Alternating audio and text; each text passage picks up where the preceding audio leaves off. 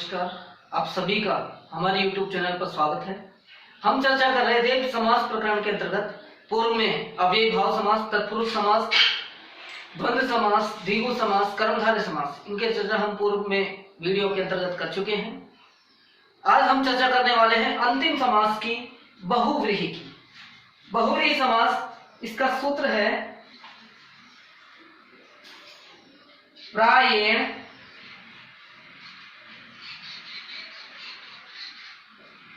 अन्य पदार्थ प्रधानो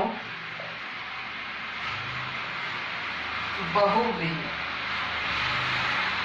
अर्थात बहुव्रीहि समास में प्राय अन्य पदार्थ की प्रधानता होती है। ये मुख्य चीज इस समास की कि बहुव्रीहि समास अन्य पदार्थ प्रधान होता है। दूसरा है अनेकमन्य पदार्थ, इसमें जो अन्य पद है जो विशेषणवाची होता है,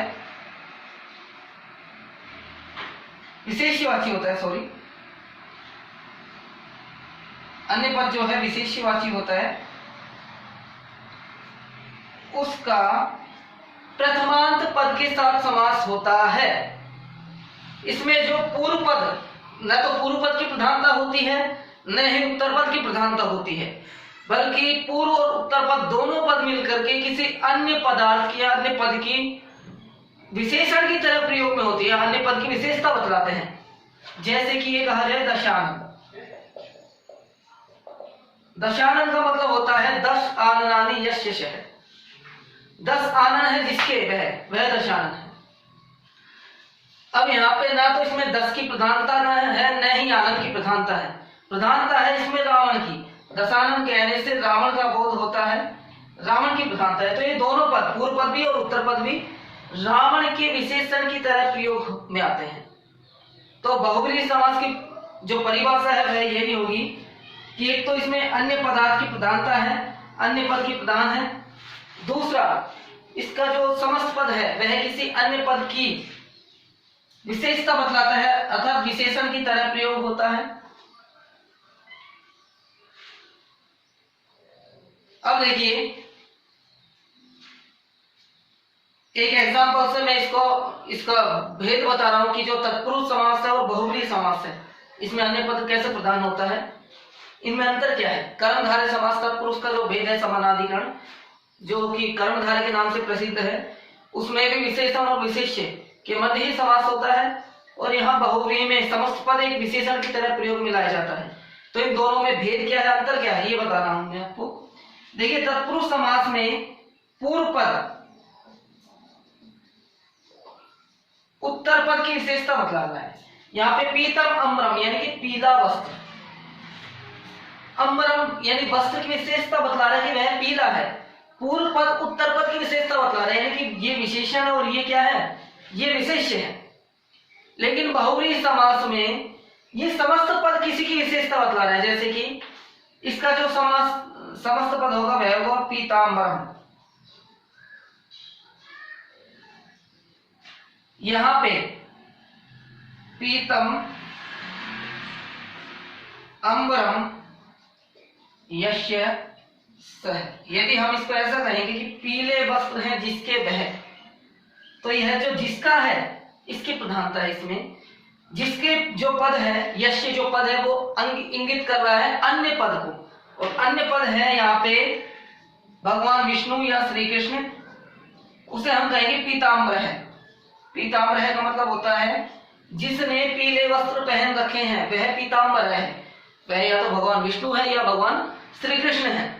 इस पद में न तो भगवान विष्णु का कहीं पे उल्लेख हुआ है, न ही भगवान कृष्ण का कहीं उल्लेख हुआ है, बल्कि ये जो समस्त पद, पीताम्बर जो समस्त पद है, ये विशेषण है भगवान विष्णु का। यही इन दोनों में अंतर है। कर्मधारय में पूर्व पद उत्तर पद की विशेषता बतला रहा है, यहाँ पे समस्त पद किसी अन्य पद की विशेषता बतला रहा है। ये अंतर है। यदि बाकी में पता लगाना हो कि भाई इसमें कर्मधारय समास आएगा या बहुव्रीहि समास आएगा, तो इसका सिंपल सा लॉजिक है। देखिए एक बार, यदि ऐसे इस प्रकार से वाक्य है जैसे कि पीताम्बरः विष्णु, ये वाक्य है। तो यहाँ पे पीताम्बर शब्द में, ये पद में कर्मधारय समास है। क्यों है? क्योंकि ये विष्णु जो भगवान है उनकी विशेषता बता रहा है, उनके लिए प्रयोग में हुआ है। यहाँ पे अन्य पद नहीं, विष्णु भगवान के लिए वाक्य में प्रयोग हो रहा है। ये विशेष्य है और ये विशेषण है, पीताम्बर है विष्णु। तो यहाँ पे कर्मधारय समास ही होगा। खाली अगर पीताम्बर आ जाए तो यहाँ पे भी कर्मधारय समास ही होगा, क्योंकि पीताम्बर का मतलब पीले वस्त्र की विशेषता बता रहा है, पीला है। यहाँ पे विष्णु की विशेषता बता रहा है कि पीताम्बर है, ये विशेषण है, ये विशेष है। लेकिन यदि खाली केवल पीताम्बर है आए, वाक्य में केवल पीताम्बर है आएगा, तो यहाँ पे बहुव्रीहि समास होगा, क्योंकि पीताम्बर है, ये पद इंगित कर रहा है भगवान विष्णु को, जो कि वाक्य में नहीं है। जो अन्य पद है, तो अन्य पद की प्रधानता होती है बहुव्रीहि समास में, और समस्त पद जो है इसका वह किसी विशेषण की तरह प्रयोग में होता है। प्राय ये जो समास है ये पर्यायवाची शब्दों के योग में ज्यादा होता है, यानी कि जो पद रूढ़ हो जाते हैं, पर्याय हो जाते हैं किसी के, उनके लिए इसका प्रयोग ज्यादा होता है। जैसे कि लंबोदर है। लंबोदर तो बहुत सारे होते हैं, लेकिन लंबोदर हर किसी के लिए नहीं प्रयोग में होता। लंबोदर होता है भगवान श्री गणेश जी के लिए, तो पर्यायवाची पदों का यहाँ पे प्रयोग ज्यादा होता है। अब बात करते हैं बहुव्रीहि समास के प्रकार की, प्रकार या भेद की। देखिए, मुख्य रूप से बहुव्रीहि समास भी दो प्रकार का होता है, तत्पुरुष समास के समान ही होता है, दो प्रकार का। पहला होता है समानाधिकरण बहुव्रीहि,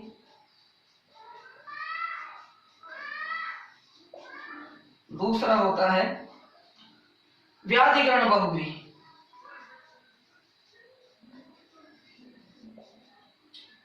इसके अवान्तर भेद और होते हैं दो, वो कौन कौन से होते हैं?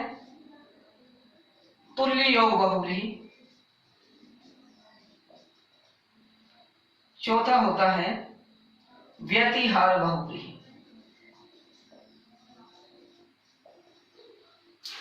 तो दो इसके मुख्य भेद होते हैं, समानाधिकरण और व्याधिकरण, और दो इसके अवान्तर भेद हैं। इनके अलावा एक उपमानवाचक बहुव्रीहि भी होता है। अब देखिए, पूर्व प्रयोग बहुव्रीहि समास में पूर्व पद का प्रयोग किसका करते हैं वो समझेंगे पहले। तो देखिए, एक तो इसमें जो सप्तमंत पद, यानी कि जिन पदों में सप्तमी विभक्ति है उन पदों का पूर्व प्रयोग होता है। दूसरा निष्ठा, निष्ठा कहा जाता है कत एवं कत्वतु प्रत्ययों को। तो कत प्रत्यय जिनके अंत में है वह, और कत्वतु प्रत्ययों का प्रयोग प्राय इसमें नहीं होता बहुव्रीहि में। तो कत प्रत्यय जिनके अंत में है उन पदों का प्रयोग यहाँ पे पहले होता है, उनको निष्ठा बोला जाता है। इन पदों का यहाँ पे पूर्व प्रयोग करेंगे। अब बात करते हैं इसके उदाहरणों की और भेद के बारे में। पहला भेद है इसका समानाधिकरण बहुव्रीहि। समानाधिकरण बहुव्रीहि का मतलब होता है समान विभक्ति, दोनों पदों में समान विभक्ति। दोनों पदों में यदि समान विभक्ति हो तो वह समानाधिकरण बहुव्रीहि कहलाता है। जैसे इसका एग्जांपल देखते हैं हम।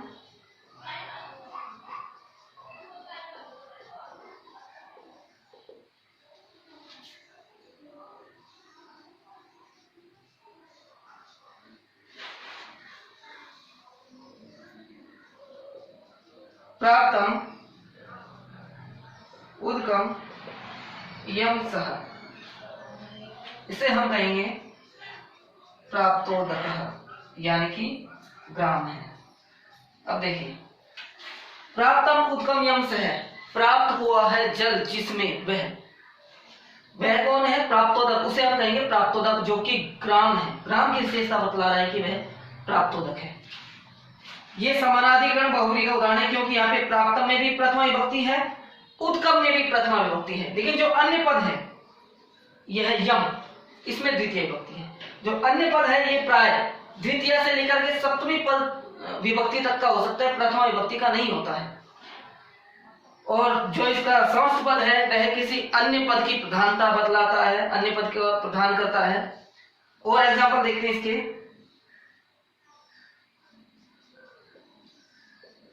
हतः शत्रुवः येन सह,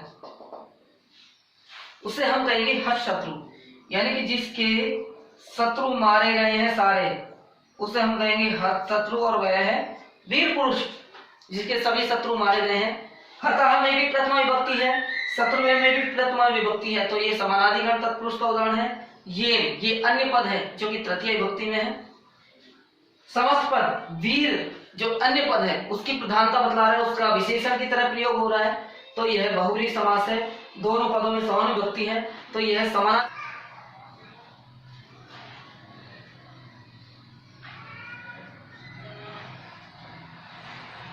पतितम पत्रम यस्मात् सह, गिर गया है, गिरा हुआ है, पत्र यानी पत्ता, जिसका पत्ता गिरा हुआ है वह कौन है, उसे हम कहेंगे पतित पर्ण है, जो कि वृक्ष है। यहाँ पे पतितम पत्रम दोनों प्रथमा विभक्ति है, यस्मात् जो अन्य पद है यहाँ पे पंचमी विभक्ति है।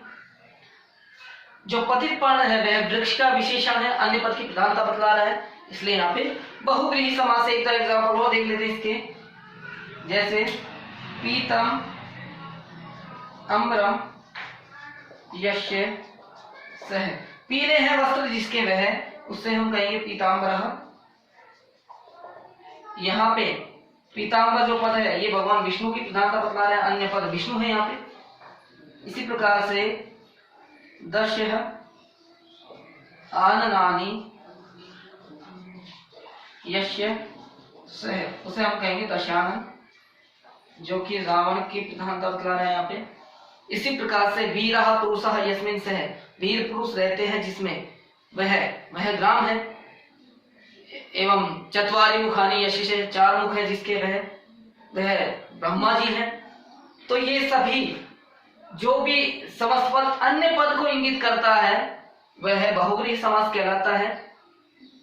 एवं इसमें यदि पद में दोनों पदों में समान विभक्तियां हो तो समानाधिकरण बहुव्रीहि कहलाता है। ये सभी एग्जाम्पल समानाधिकरण बहुव्रीहि के हैं क्योंकि इनमें दोनों पदों में समान विभक्तियां हैं।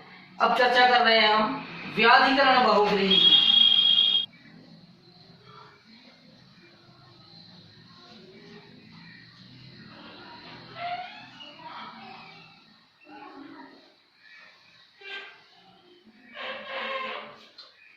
बात करते हैं व्याधिकरण बहुव्रीहि की।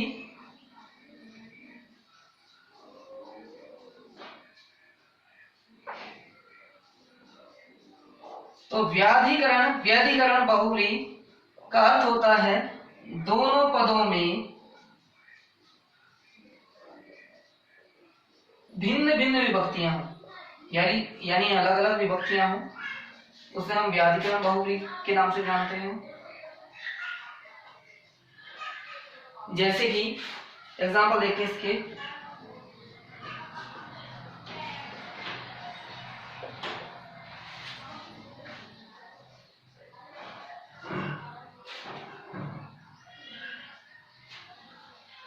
शूलम पाणौ यस्य सह, शूल यानी त्रिशूल, पाणौ यानी हाथ में है, यस्य जिसके हाथों में त्रिशूल है वह। अब देखिए शूलम में प्रथमा विभक्ति है, पाणौ पाणी सप्तमी विभक्ति, एक वचन का वाक्य है, पद है पाणौ यानी कि हाथ में, यस्य है जिसके हाथों में त्रिशूल है वह, उसे हम कहेंगे शूलपाणी, जो भगवान शिव का पर्यायवाची है, भगवान शिव की प्रधानता बतलाता है। यह अन्य पद यहाँ पे भगवान शिव है, तो यहाँ शिव की ही प्रधानता है, इसलिए बहुव्रीहि समास है। दोनों पदों में भिन्न भिन्न विभक्तियां हैं, इसलिए व्याधिकरण बहुव्रीहि समास है यहाँ पे। और एग्जाम्पल देखिए इसके, चक्रम पाणौ यस्य सह, चक्र हाथ में है जिसके वह चक्रपाणी है, जो भगवान कृष्ण या विष्णु है। इसी प्रकार से धनु पाणौ यस्य सह। धनुष हाथ में है जिसके वह, उसे हम कहेंगे धनुष पाणी, जो भगवान रामचंद्र का पर्यायवाची है। इसी प्रकार से चंद्र है शेखरे यस्य सह। चंद्रमा है जिसके शिखर में वह चंद्रशेखर है, और चंद्रशेखर जो पर्यायवाची है वह भगवान शिव का है। इसी प्रकार से रघुकुल जन्मा, रघुकुले जन्मा यस्य सह। रघुकुल में जन्म हुआ है जिसका वह, उसे हम कहेंगे रघुकुले जन्मा, जो भगवान श्री रामचंद्र का पर्यायवाची है। तो इस प्रकार से जो बहुव्रीहि समास है, व्याकरण बहुव्रीहि समास, इसके दोनों पदों में भिन्न भिन्न विभक्तियां होती है। जैसे यहाँ पे शूलम में प्रथमा विभक्ति है, पाणों में द्वितीय विभक्ति। इसी प्रकार से चक्रम में प्रथमा विभक्ति है, पाणों में सप्तमी विभक्ति है। धनु में प्रथमा है, पाणों में सप्तमी है। चंद्र है में प्रथमा है, शेखरे में सप्तमी विभक्ति है। रघुकुले में सप्तमी विभक्ति है, जन्मा में प्रथमा विभक्ति है।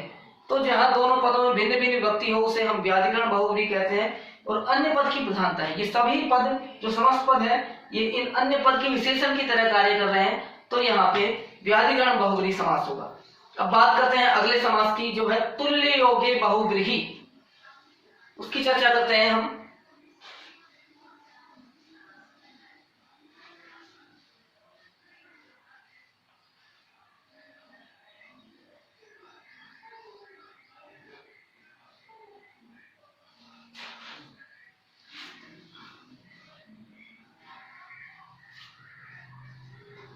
तुल्य योगे बहुव्रीहि।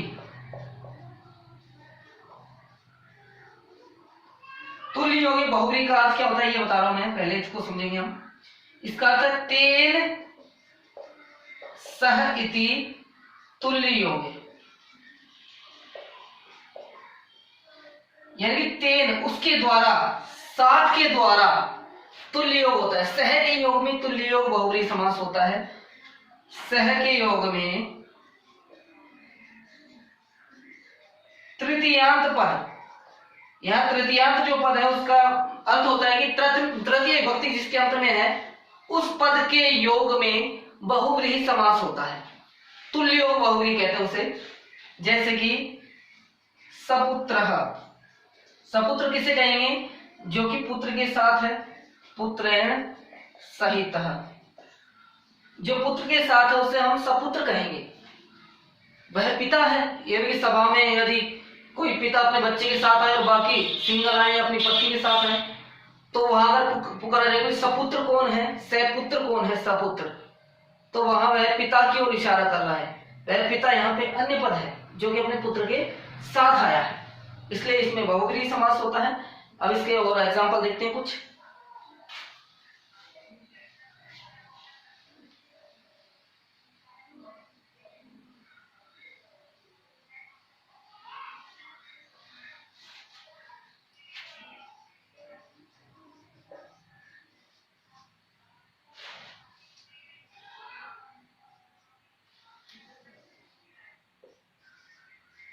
विनयेन सह विद्यमान, विनय के साथ में जो विद्यमान है वह, उसे हम कहेंगे सविनयः, जो विनय के साथ है। इसी प्रकार से आदरेण सह विद्यमान, उसे हम कहेंगे सादरः, आदर के साथ विद्यमान है तो उसे हम कहेंगे सादर।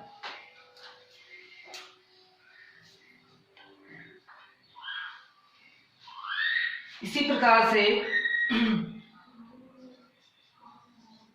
भार्यया सह, यानी कि सभार्य, जो अपनी पत्नी के साथ है उसे हम कहेंगे सभार्यः, सबांधवई यानी कि बांधवई सह, जो अपने बंधुओं के साथ है उसे हम कहेंगे सबांधव। इसी प्रकार से सपरिवार यानी परिवारेण सह, उसे हम कहेंगे सपरिवार।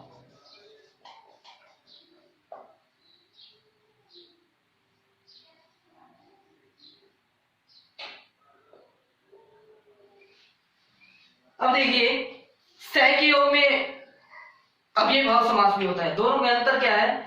अव्ययभाव समास होता है युगपद के योग में। युगपद का मतलब होता है एक साथ प्रकट होना, जैसे कि सचक्रम यानी कि चक्र के साथ एक साथ प्रकट होना, वहां पे अव्ययभाव समास होता है।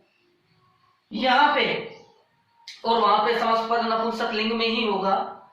यहां पे समासपद जो है पुल्लिंग भी हो सकता है और यहाँ पे योगपद के योग में सहितम साथ के योग में होता है यह समास। यही अंतर है दोनों में, अव्यय भाव में और तुल्य योग बहुव्रीहि समास में। आगे हम चर्चा करते हैं व्यतिहार बहुव्रीहि समास की।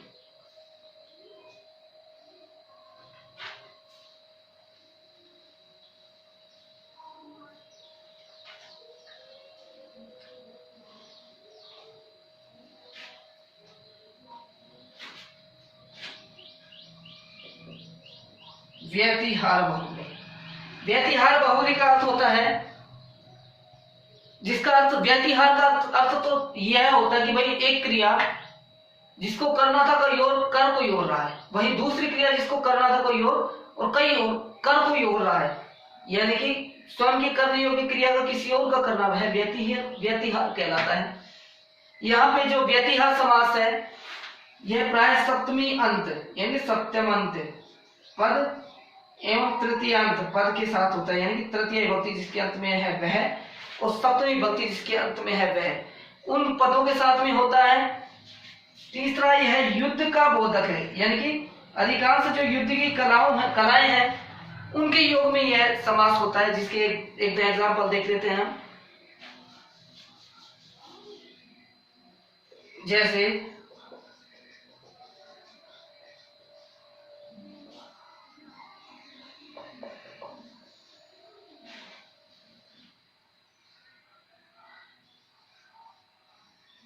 केशेषु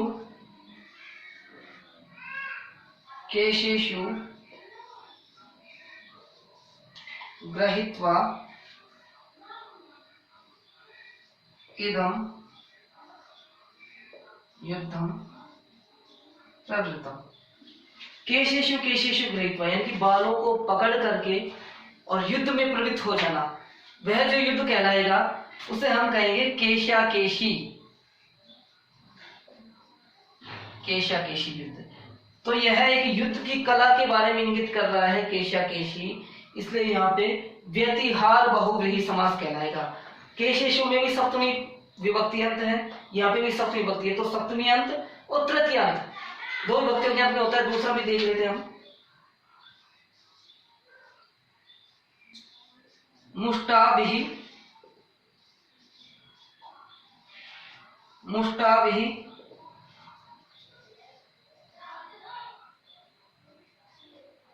प्रहय्य इदं युद्धं प्रवृत्तम्। मुष्टाभ यानी मुट्ठियों से, मुक्कों से, घूंसों से प्रहार करके युद्ध में प्रवृत्त हो जाना, उस युद्ध को हम कहेंगे मुष्टामुष्टि।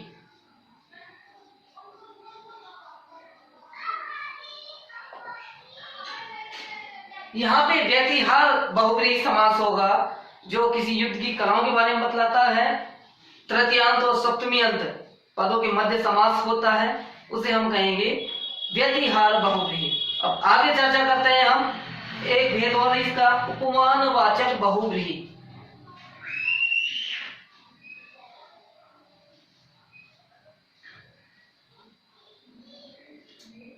उपमानवाचक बहुव्रीहि, उपमानवाचक का उपमान को बताने वाला, उपमान का वाचक बहुव्रीहि समास। इसमें भी कुछ पदों में अन्य पद की प्रधानता होती है, वो बहुव्रीहि के अंतर्गत आ जाते हैं, जैसे कि मीनस्य, अक्षिणी, इव, अक्षिणी, यस्य, सह। मीनस्य यानी मछली की आंखों के समान आंख है जिसकी, वह जिसकी आंखें मछली की आंखों के समान है, उसे हम कहते हैं मीनाक्ष। स्त्रीलिंग में मीनाक्षी भी हो जाएगा ये, कि जिसकी आंखें मछली की आंखों के समान है।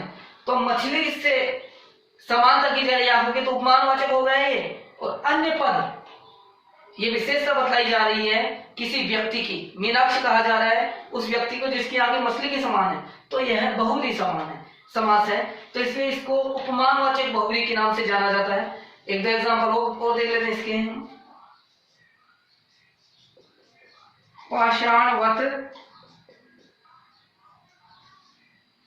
हृदयः यस्य सः।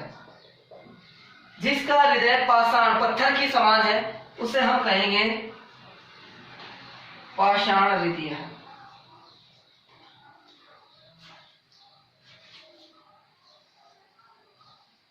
चंद्रः इव मुखम यस्य सः। चांद के समान मुख है जिसका वह, उसे हम कहेंगे चंद्रमुख या चंद्रमुखी। स्त्रीलिंग में चंद्रमुखी हो जाएगा। इसी प्रकार से ओष्ट्रमुखम इव मुखम यस्य सः। जिसका मुख ऊंट के मुख के समान है, उसे हम कहेंगे ओष्ट्रमुख। तो ये उपमानवाचक बहुव्रीहि है, जहां पर उपमावाची शब्द क्यों इसका प्रयोग होता हो और किसी से तुलना की जा रही हो और अन्य पद की प्रधानता हो, वहां पे उपमानवाचक बहुव्रीहि समास होता है। इसी के साथ हमारा ये जो टॉपिक है, प्रकरण है बहुव्रीहि समास का, ये भी यहीं पे समाप्त होता है। और समास प्रकरण का अंत भी आज यहीं पर होता है। अब अगले वीडियो में चर्चा करेंगे किसी अन्य टॉपिक की। आशा करता हूँ कि आप सभी को अच्छे से समझ में आ गया होगा। नहीं समझ में आया हो तो कमेंट बॉक्स में हमें जो समस्या है वो लिखिए, हम उसका निराकरण यथासंभव करेंगे। वीडियो को अंत तक देखने के लिए आप सभी का धन्यवाद।